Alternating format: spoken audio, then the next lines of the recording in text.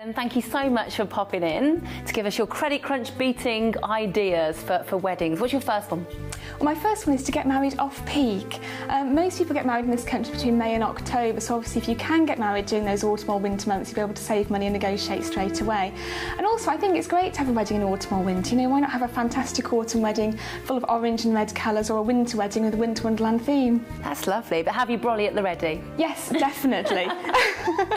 My second tip would be to use friends and relatives. I mean, everyone's got hidden talents and everybody's happy to help when you're planning a wedding as well. So you might have an auntie that's got a fantastic skill for cake making, or a friend who's a florist. You know, get them involved, get them to help you out, and you'll save cash that way. And other things as well, little things like get the girls round, get them to help you make your stationery, have a good girly evening and make your favours at the same time. Lovely, it sounds perfect. Any more? Yeah, my third tip would be to know your dress designers. You know, we all see these celebrities wearing these gorgeous, amazing couture gowns that cost thousands and thousands of pounds, and most of us can't afford that, so do your research. And there's some great designers out there doing dresses for under £1,000, even around the £600 mark, which, you know, are inspired by those catwalk gowns and can look every bit as beautiful. Lovely. Okay. My fourth tip would be to save money on your flowers. Do a little bit of research here as well.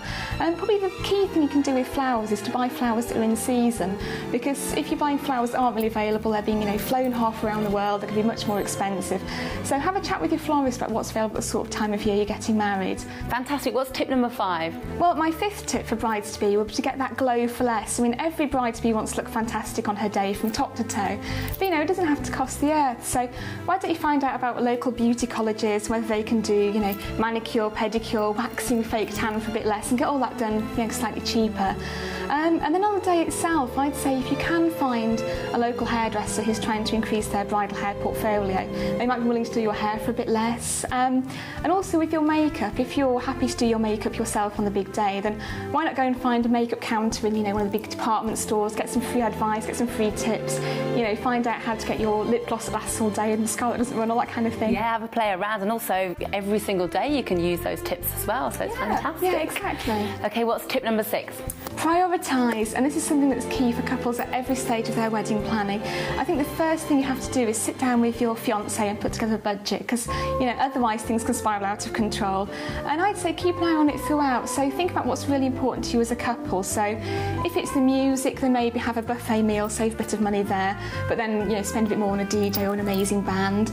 If it's the food that's important, then spend more on the food, and then maybe put together a playlist for your evening do. So try and think about where you're spending the money. Lovely. Keep them coming. Tip number 7. Well, tip number 7 would be to save on the food, because obviously your price per head for food can be one of the big costs of your wedding. So I would think a little bit about what you want from the day, and also whether you can do something a little bit cheaper. So think about sourcing locally, and the same as your flowers, local food might be a bit cheaper, and also food that's in season, because nobody wants to be eating a salad in the middle of winter, and likewise no one wants roast in the middle of July.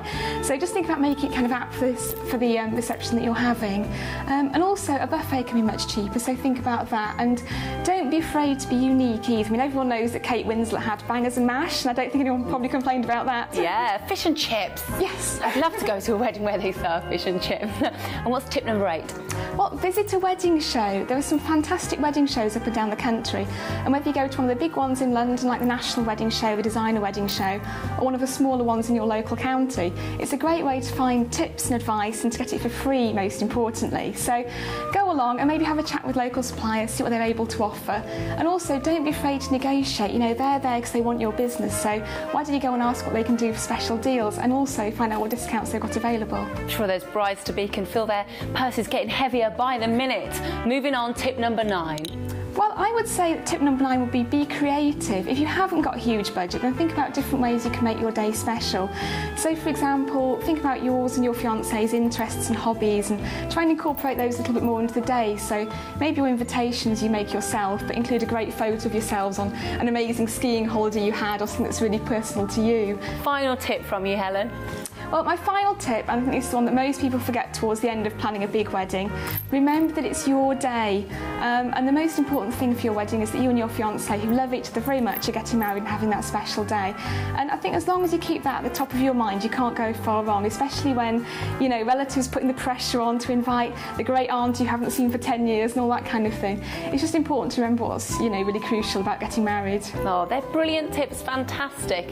I think everyone out there will appreciate those. Thank you so much for popping in. Thank you. It's lovely to see you, Helen.